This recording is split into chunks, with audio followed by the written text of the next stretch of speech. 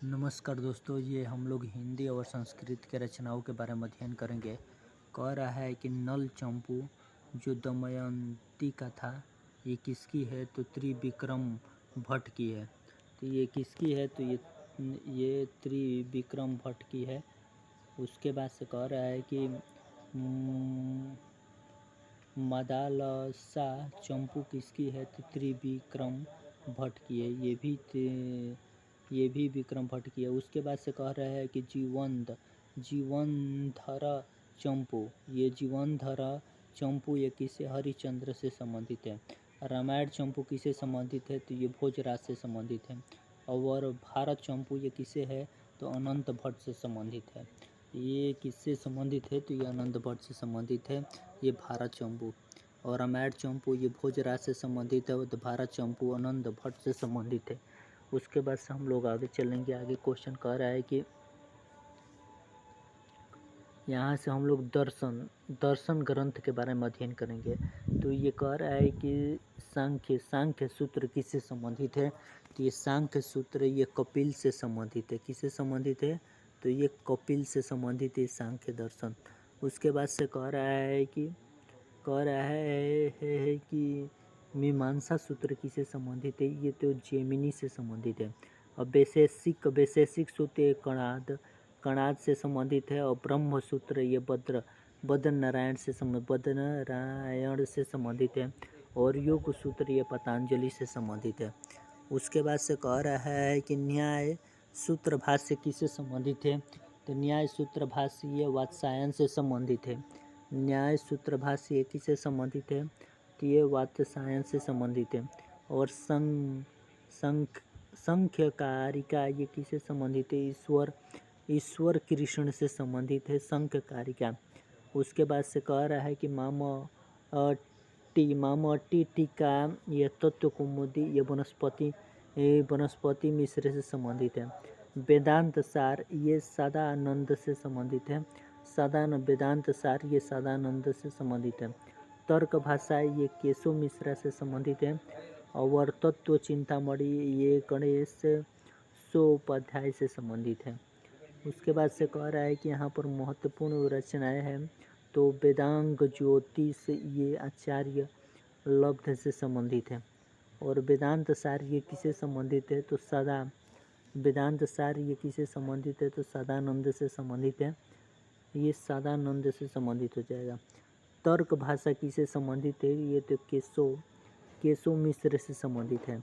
और तत्व चिंतामणि ये गणेशोपाध्याय से संबंधित है। कुछ यहाँ पर महत्वपूर्ण रचनाएं हैं, उसको भी हम लोग देखेंगे। और वेदांग ज्योतिष ये आचार्य लब्ध से संबंधित है। निरुक्त ये किससे संबंधित है? तो ये यास्क से संबंधित है। छंद्र सूत्र किससे संबंधित है? तो आचार्य पिंगल से। छंद्र सूत्र किससे संबंधित है? तो ये आचार्य पिंगल से संबंधित है छंद्र सूत्र। और चरक संहिता ये चरक से संबंधित है। उसके बाद से हम लोग आगे चलेंगे। आगे कह रहा है कि सूत्र संहिता किससे संबंधित है? सूत्र संहिता ये सुश्रुत से संबंधित है। और अर्थशास्त्र किससे संबंधित है? तो ये कौटिल्य से संबंधित है। और मनुस्मृति किससे संबंधित है? ये तो मनु से संबंधित है। उसके बाद से हम लोग आगे क्वेश्चन को देखेंगे। क्वेश्चन कह रहा है कि ये नाम लिंगानुशासनम ये अमर सिंह से संबंधित है, अमर कोश। उसके बाद से कह रहा है कि काम सूत्र किससे संबंधित है? तो काम सूत्र ये वात्सायन से संबंधित है। और रावण वध भट्टी काव्य ये किससे संबंधित है? तो भट्टी से संबंधित है। छंदो मंजरी ये गंगा दास से संबंधित है। और लीलावती और बीजगणी ये भास्कराचार्य से संबंधित है। और अणु भाष्यम ये भी बल्भाचार्य से संबंधित है। और कह रहा है कि ब्रह्म सूत्र ये शंकर भाष्य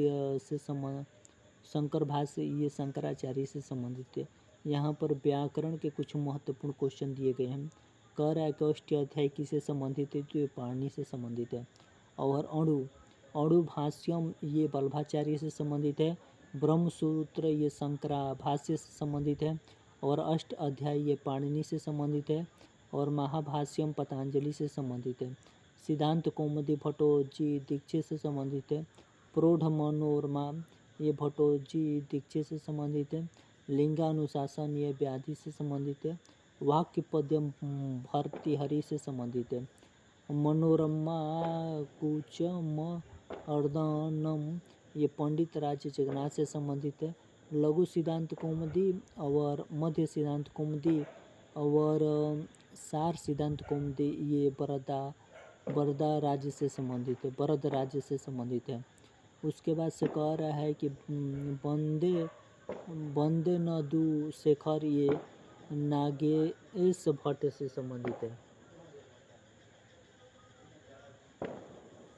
उसके बाद से कह रहा है कि परिसस्येन्दु शेखर ये नागेश से संबंधित है और काशिका वृत्त ये जय आदित्य एवं वामन से संबंधित है। व्याकरण भूषण सार ये कोणद भट्ट से संबंधित है और का तंत्र व्याकरण ये सर्व वर्मा से संबंधित है। रूपमाला ये विमल सरस्वती से संबंधित। शब्दानुशासन हेमचंद्र से संबंधित है। चांद व्याकरण ये चंद्र गोमी से संबंधित है। क्वेश्चन अच्छा लगा तो इस चैनल को सब्सक्राइब कीजिए। ऐसे ही महत्वपूर्ण क्वेश्चन पाने के लिए जय हिंद जय भारत। हम यहीं पर